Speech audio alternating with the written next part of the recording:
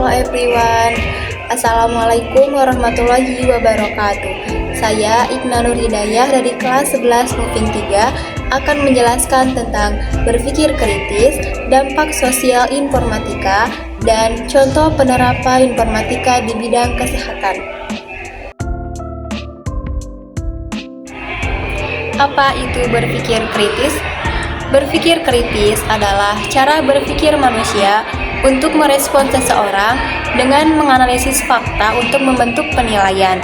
Subjeknya kompleks. Pemikir menggunakan pemikiran yang reflektif, independen, jernih, dan rasional.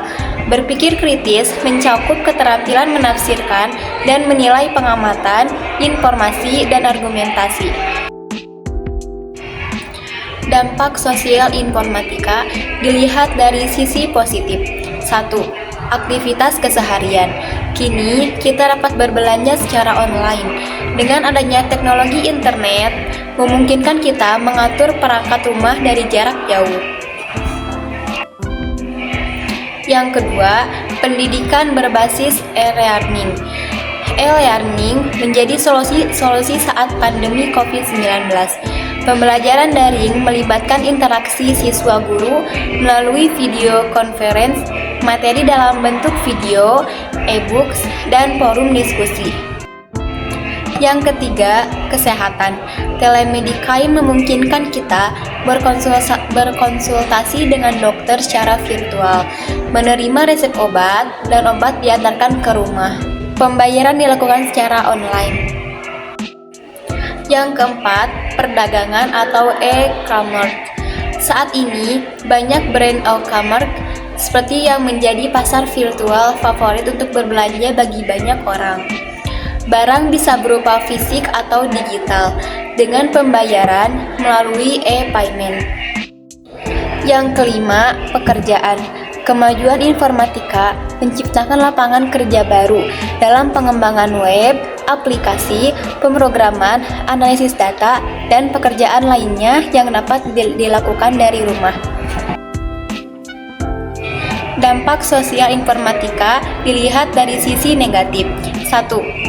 Merusak moral. Dampak sosial informatika dari sisi negatif, yakni sering kita menemukan konten pornografi di internet. Pornografi berdampak negatif dan berpotensi merusak kesehatan mental dan moral individu. Yang kedua, penyebaran informasi yang salah. Akibatnya, berita palsu pun mudah menyebar. Orang tidak bertanggung jawab bisa memviralkannya. Berita palsu ini bisa membuat kita percaya yang salah dan bahkan mendorong tindakan yang melanggar hukum. Yang ketiga, menurunnya kemampuan berpikir. Program dan fasilitas yang tersedia untuk sistem komputer dapat melakukan proses secara otomatis dan cepat. Para pengguna dapat langsung melihat hasil dengan hanya memasukkan data. Pengguna tidak tahu bagaimana mendapatkan hasil tersebut. Yang keempat, kecanduan internet dan game. Terlalu banyak waktu di internet dan bermain game bisa membuat kita kecanduan. Ini dapat mengisolasi kita dari teman-teman dan merusak kesehatan kita. Yang kelima, cyberbullying. Kekerasan dan ejekan di media sosial maupun internet yang disebut cyberbullying bisa sangat merusak. Ini bisa membuat korban depresi atau bahkan berpikir untuk bunuh diri. Contoh pemanfaatan informatika di bidang kesehatan. Saya mengambil aplikasi Halodoc. Aplikasi Halodoc yaitu aplikasi dokter. Tujuan dibentuknya Halodoc adalah untuk menyederhanakan akses kesehatan dengan memanfaatkan online untuk bisa berinteraksi langsung dengan dokter pilihan lewat smartphone.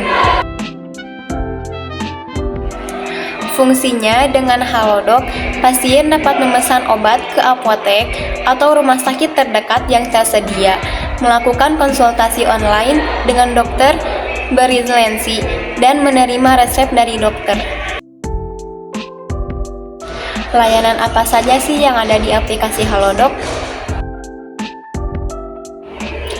mulai dari konsultasi dengan dokter umum dan spesialis, beli obat dan vitamin online, medical check-up, tes laboratorium dari rumah, cek gula darah dan diabetes, buat janji rumah sakit tanpa antri, hingga tes COVID-19 dan PCR dengan mudah dan praktis. Apa saja fitur-fitur dalam aplikasi Halodoc? Fitur-fiturnya adalah 1. Catatan kesehatan. Semua percakapan saat berbicara dengan dokter, beli obat, dan hasil pemeriksaan lab akan tercatat dengan aman dan bisa diakses kembali melalui akun Halodoc. Yang kedua, upload resep. Fitur aplikasi Halodoc yang berfungsi untuk kemudahan dan kenyamanan seluruh pengguna saat membeli obat, upload resep dokter di aplikasi Halodoc, dan memesan melalui layanan beli obat dengan cepat. Yang ketiga, reminder. Kamu gak akan lagi lupa buat minum obat karena ada fitur reminder atau notifikasi pada aplikasi Halodoc, konsultasi dokter yang selalu perhatian ke kamu untuk minum obat tepat waktu. Yang keempat, artikel tips kesehatan. Kumpulan rekomendasi artikel dan informasi berita terkini kesehatan paling lengkap dan terpercaya seputar kategori pengetahuan umum dunia kesehatan. Yang kelima, metode pembayaran. Metode pembayaran bisa lewat wallet, GoPay, kartu debit, dan kartu kredit. Penggunaan aplikasi Halodoc. Langkah pertama, unduh dan install aplikasi Halodoc. Langkah kedua, daftar atau masuk. Langkah ketiga, pilih layanan yang Anda butuhkan. Langkah keempat, temukan dokter atau layanan kesehatan. Langkah kelima, buat janji dengan dokter. Langkah keenam, bayar dan konfirmasi janji. Langkah ketujuh, konsultasi dengan dokter. Langkah kedelapan, rekam medis Anda. Langkah ke-9, pesan obat. Dan langkah yang terakhir, berikan ulasan dan umpan balik. Keuntungan menggunakan aplikasi Halodoc. Yang pertama, waktu efisien. Bisa menghemat waktu karena tidak perlu pergi ke rumah sakit. Yang kedua, konsultasi dengan spesialis. Bisa berkonsultasi dengan berbagai spesialis sesuai kebutuhan yang diinginkan. Yang ketiga, kenyamanan. Semua layanan kesehatan dalam genggaman tangan kamu. Yang keempat, rekam medis terkelola baik. Semua rekam medis akan tersimpan dengan aman dan rapi.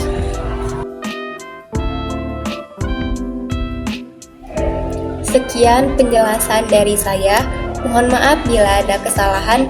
Wassalamualaikum warahmatullahi wabarakatuh.